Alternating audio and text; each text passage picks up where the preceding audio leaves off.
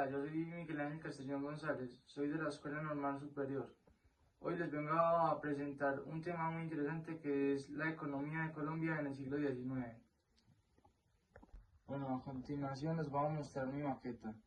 Esta maqueta consta de 11 fases, que son entre todas la introducción, el financiamiento externo, el comercio exterior, los conflictos por la tierra, la desamortización, los ingresos, la educación, la manumisión, los transportes, el crecimiento económico y las élites. El objetivo central es profundizar en los factores determinantes que moldearon el desarrollo del país tras su independencia, explorando tanto las oportunidades como las limitaciones estructurales de la época.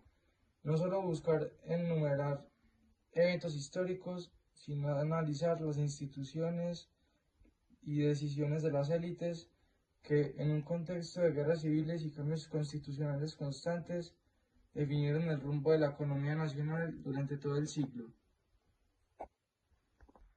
Tras la independencia, Colombia dependió del crédito británico para financiar los gastos del nuevo Estado. Sin embargo, una crisis de especulación en 1826 frenó las inversiones, llevando al país a una prolongada moratoria. Al disolverse la Gran Colombia en 1834, Colombia asumió el 50% de la deuda externa total.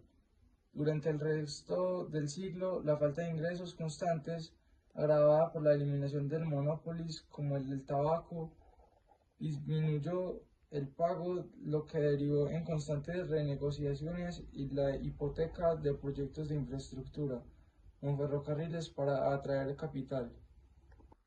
Aquí analizamos la transición económica de Colombia tras la independencia, marcada por los siguientes puntos claves. De metales a nuevos productos. Inicialmente el oro fue el pilar de las exportaciones, incluyó el 74% entre 1835 y 1839. Con el tiempo se intentó diversificar con productos como el tabaco, la quina y finalmente el café, que pasó de representar casi el 1% en 1835 al 49% a finales del siglo. Ciclos volátiles. La mayoría de estos productos experimentaron auges temporales debido a precios internacionales favorables, pero carecieron de un desarrollo sostenible a largo plazo debido a la falta de tecnificación y la inestabilidad política, dependencia aduanera y proteccionismo. Ante la ausencia de un monopolio estatal fuerte, como el del tabaco que fue abolido, el Estado se volvió altamente dependiente de los aranceles aduaneros para financiarse. A pesar de los discursos a favor del libre cambio, las políticas fueron pendulares, afectando especialmente a los artesanos locales frente a la llegada de textiles importados más baratos. Infraestructura y transporte. La geografía abrupta y la falta de caminos modernos impidieron una integración efectiva del mercado interno, limitando la competitividad de las exportaciones frente a otras regiones del país. Se destacaron como los problemas de propiedad limitaron la integración de Colombia en el mercado mundial.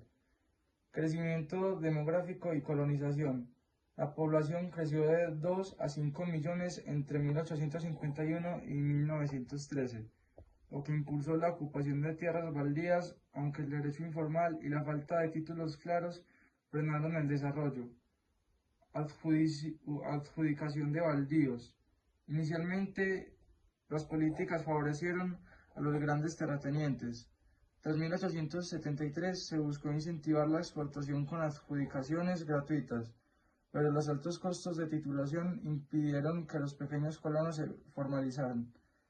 Impacto económico. Se estima que en ausencia de conflictos por la guerra, la producción exportable en 1892 habría sido el doble de lo ya registrado, ya que la incertidumbre sobre la propiedad desincentiva la inversión a largo plazo.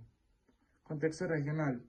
Colombia no fue un caso aislado. La lucha por la tierra y la consolidación de la frontera agrícola fueron dinámicas presentes en toda la América Latina, con resultados variables según la influencia de élites, comerciantes o inmigrantes de cada país. consistió en sacar del bloqueo comercial los bienes que estaban en manos de la Iglesia, poniéndolos nuevamente en circulación en el mercado. Motivaciones. Fue una medida con una fuerte carga fiscal y política, ya que el Estado buscaba ingresos para amortizar su deuda externa y limitar el poder de la Iglesia, que tradicionalmente apoyaba a los conservadores. Impacto económico. Contrario a lo que los autores anteriores planteaban, el valor de estos bienes era significativo, equivaliendo a cerca de un 16% del PIB colombiano en 1860. Efectos en la propiedad. Aunque se ha argumentado que el proceso fomentó la concentración de tierras, el video señala que la mayoría de las compras fueron pequeñas transacciones. Esto en realidad permitió una mayor movilidad de la tierra, facilitó el conocimiento del estado real de los títulos de propiedad y sentó las bases para el surgimiento del sistema bancario y crediticio en el país. Señala las limitaciones para medir la economía de la época. Desafíos de medición. La falta de un mercado de trabajo asalariado generalizado y las constantes transformaciones territoriales dificultan cálculos precisos. Indicadores de nivel de vida. La esperanza de vida era muy baja, 25 años a inicios del siglo, y apenas progresó hacia 1870, impactada por guerras civiles y precarias condiciones de salud. El impacto de la independencia. Aunque eliminó trabas coloniales y monopolios, la pérdida de burocracia formada y la inestabilidad política retrasaron la modernización financiera y la inversión. Crecimiento a largo plazo. Pese a los obstáculos, el crecimiento entre 1850 y 1885 superó al de la etapa colonial gracias a la apertura comercial, aunque el país llegó tarde y mal preparado para aprovechar plenamente la globalización de mediados del siglo. Fue excluyente y elitista, limitada por graves problemas de financiación y una infraestructura precaria. Reforma de 1870. El intento más ambicioso por modernizar el sistema y crear una educación laica, lo que provocó una fuerte resistencia clerical y la guerra de las escuelas. Barreras.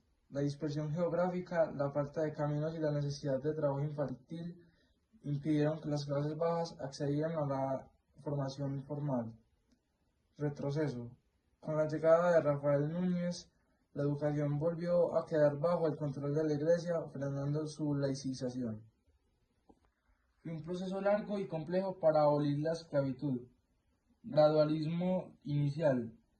La ley de vientres, que fue creada en 1821, fue el primer paso, pero las guerras y la resistencia de las élites retrasaron la libertad real. Obstáculos. Leyes como la de aprendizaje y la venta de esclavizados a países vecinos se usaron para evadir o postergar la emancipación. Abolición definitiva. En 1851 se aprobó el fin total de la esclavitud, efectivo desde el 1 de enero de 1852. Realidad. Más que procesos legales, la fuga fue el método más frecuente de liberación. Las minas y haciendas del Cauca y del Chocó fueron las más afectadas. Dependencia de la mula. La topografía andina y las lluvias hicieron del transporte a lomo de mula el estándar, encareciendo los costos y frenando el mercado interno. Río Magdalena. Fue la única vía comercial relevante, pero la navegación a vapor desde mediados de siglo enfrentó graves retos técnicos y falta de combustible adecuado. Ferrocarriles. Fueron proyectos tardíos y aislados, diseñados solo para exportar mediante el Magdalena, sin integrar el territorio nacional. Rezago regional. Colombia terminó el siglo con apenas 1061 kilómetros de vías férreas, quedando muy por detrás de vecinos como Argentina o México, lo que impidió su competitividad global. La falta de prosperidad en el siglo XIX se debió a varios factores institucionales y políticos. Inestabilidad institucional.